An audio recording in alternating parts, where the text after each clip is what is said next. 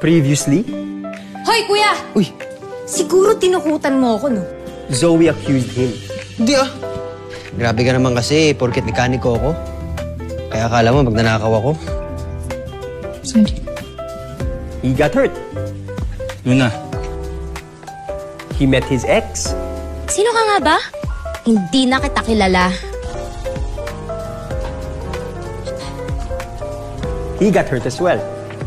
Kape, peace offering. But destiny finds his way home. Sabihin ang hindi mo maamin, ipauubaya na lang bato sa hangin. Huwag mong ikatakot ang bulong ng damdamin mo. Narito ako, nakikinig sa'yo. Ay!